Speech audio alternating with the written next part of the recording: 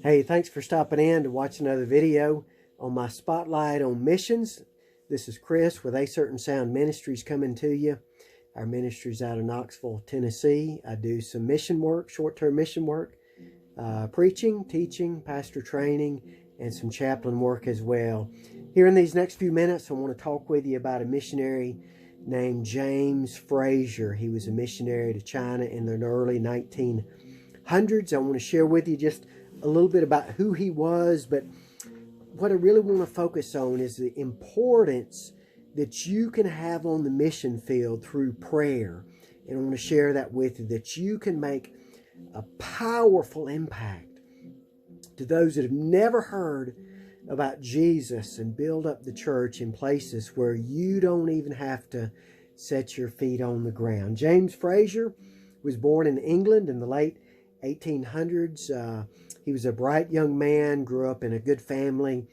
He was going to college in engineering. According to the world standards, he had a lot of great things going for him, but he was saved as a teenager.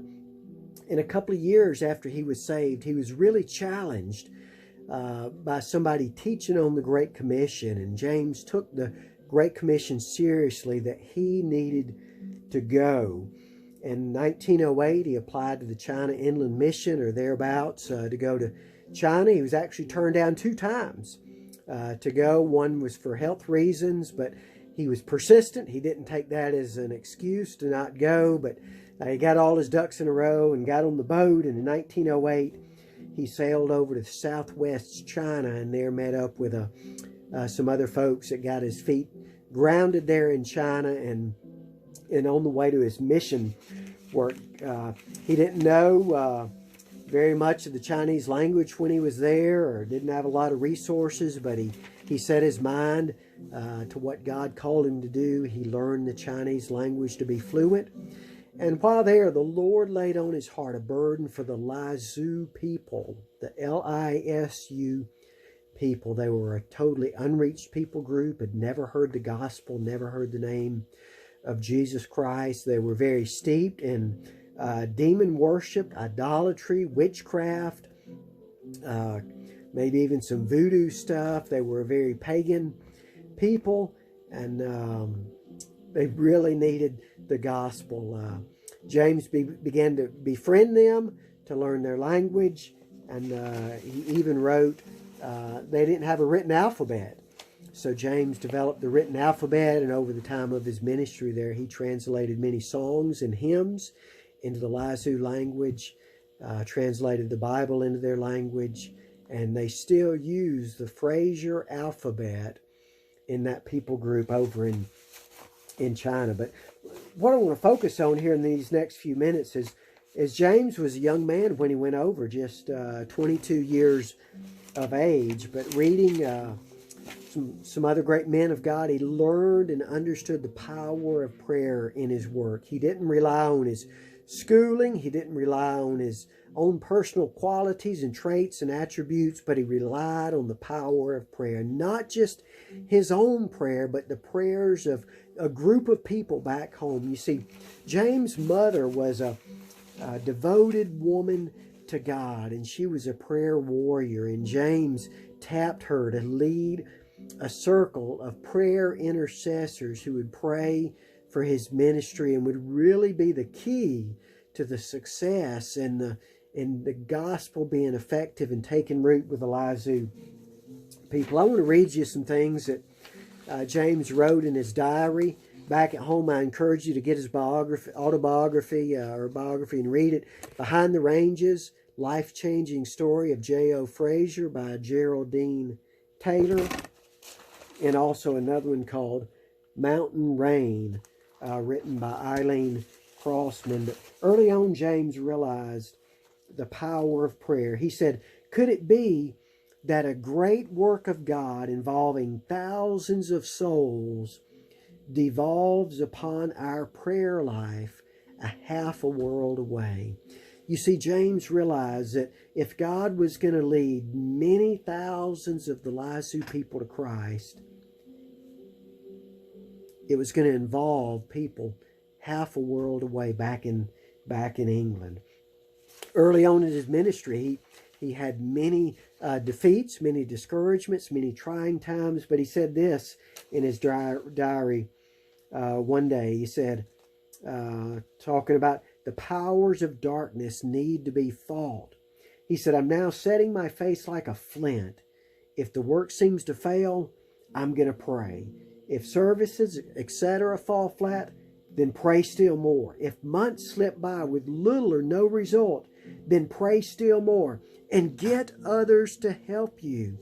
You see, he realized the importance of that.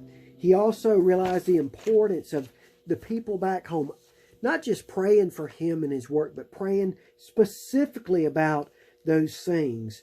Another time, Fraser said, Fraser would draw out a map of where the villages were and the people that lived to mail it back home so the people would have an understanding. They would get a picture of where the people lived, what their lives would like, to know how to pray for them. One lady receiving these letters from Fraser said, I feel like I know these Lazoo people personally. You see, they developed a great love for the Lazoo people through Fraser's letter. James was determined to provide more prayer material for his supporters so they could pray more specifically for the things going on there in China. He wanted the people not just to pray, but be really burdened about what was going on in China. Listen to what he wrote again. He said, the church of the Protestant countries is well able to nourish the infant church in the Orient by a steady and powerful volume of intercessory prayer. He knew the people back at home were the key to the church taking root and succeeding in China.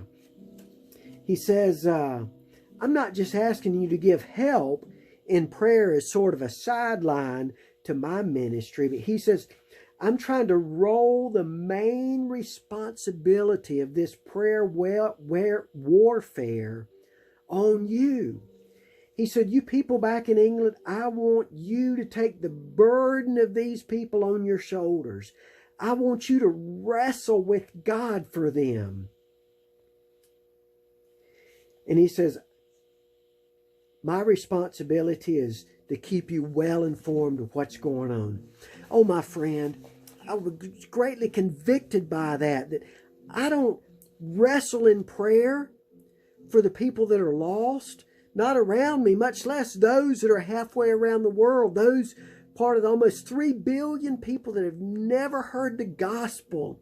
I may offer a prayer every now and then, God, would you save the people in India or China or North Korea or Africa, but oh, my friend, James Fraser is on to something that we need to wrestle in prayer for the hearts of those that have never heard the gospel.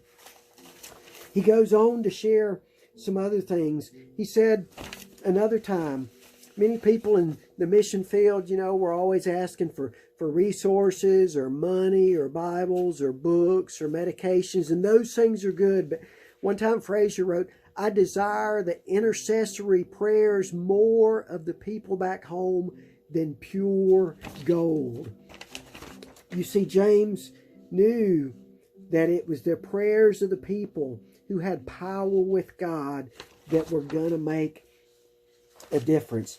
He also wrote this about the people back at home at one time. He commented in a letter when he wrote back at home. He was constantly updating the people back at home. He says, I have felt a new power in my preaching these days and a greater strength in my life.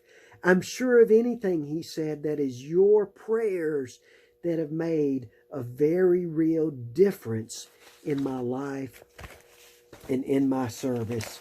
Oh, my friend, you can make a mighty impact, a powerful impact on those serving on the mission field, on those souls that are lost. As you pray the prayers, it can soften up their hearts to be receptive to the seeds of the gospel. And I close with this that James wrote about. He says, I feel more and more that is, after all, just the prayers of God's people that call down a blessing upon the work, whether they're directly engaged or not. And then he goes on and he says, we do our part, and then we can only look to him with others doing their part for God's blessings. If this is so, then Christians at home can do as much for foreign missions as those actually on the field. Did you get that? Those at home, we can do as much good for foreign missions as those on the field through our intercessory prayers. He said, I believe it'll only be known in the last days how much has been accomplished in missionary work by the prayers of earnest believers at home. And he said such work does not consist in exhibitions, lantern lectures, interesting reports, and so on.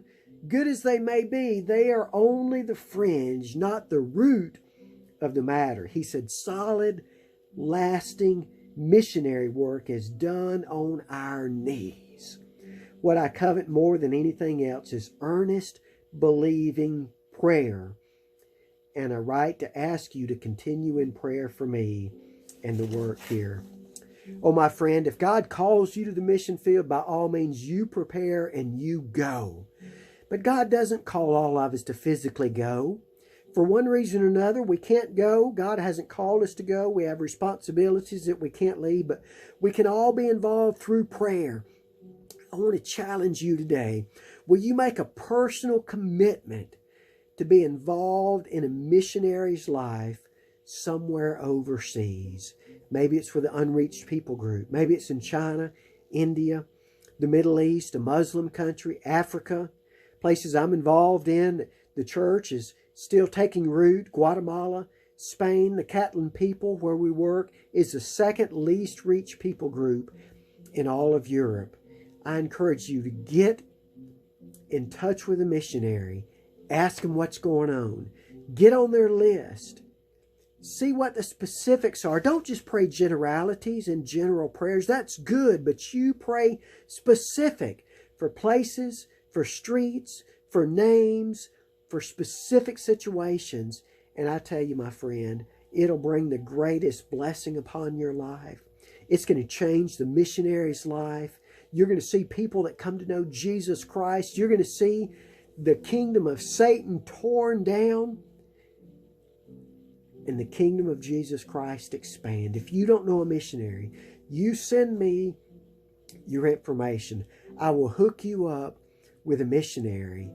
And oh, my friend, you'll be a tremendous blessing. And God is going to use you and grow your faith. And before long, you'll have testimonies that you can share about what God is doing and the work that you're a part of.